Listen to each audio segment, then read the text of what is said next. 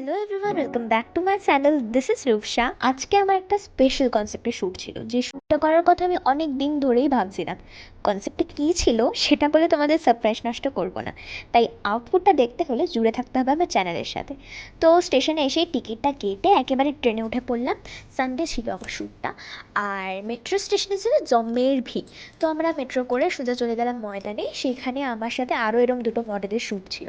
তো সব মিলিয়েই কনসেপ্টটা তো আমাদের ফটোগ্রাফার দাদা ছিল খুবই হেল্পফুল, আর আমাদেরকে এনে দিয়েছিল এরকম কাগজ ফুল, যেটা নিয়ে আমাদের প্রপ হিসেবে ইউজ করেছিলাম। আর আমাদের শ্যুটটা সত্যিই খুবই সুন্দর হয়েছে। আউটপুট অবশ্যই তোমরা দেখো, আমি পোস্ট করবো আমার চ্যানেলে। আমরা এরকম ক্যান্ডিড তোলার জন্য তিনজন মিলে ঢং করছিলাম। তারপর আমাদের তিনজনের শ্যুট শেষ হয়ে যাওয়ার পর আমি একটু জায়গাটা ঘুরে দেখছিলাম, আর এর মধ্যেই আমাকে চেঞ্জ করে নিতে হয়েছিল আমার সেকেন্ড আউটফিট। আমার আজকে দুটো শ্যুট ছিল, মানে দুটো চেঞ্জের শ্যুট ছিল।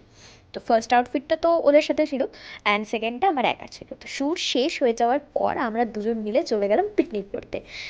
ময়দানে যাবো আর পিকনিক করবো না, এটা তো হতেই পারে না। তাই আমরা চলে গেলাম আমাদের লোকেশন থেকে ঠিক অপোজিট ডিরেকশনের লোকেশনে।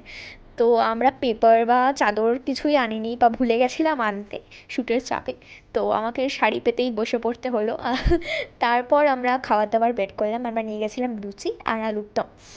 শীতকালে কার না খেতে ভালো লাগে এগুলো। তো আমরা দুজন মিলে খাওয়া দাওয়া করলাম, অ্যান্ড খাওয়া দাওয়া শেষে আমার বরটা আমার জন্য আমার ফেভারিট আইসক্রিম নিয়ে চলে এসেছিলো। অ্যান্ড আইসক্রিম খাওয়ার পর আমি একটা হেভি কাণ্ড ঘটিয়েছি। আইসক্রিম খাওয়ার পর জোম টপ না চল।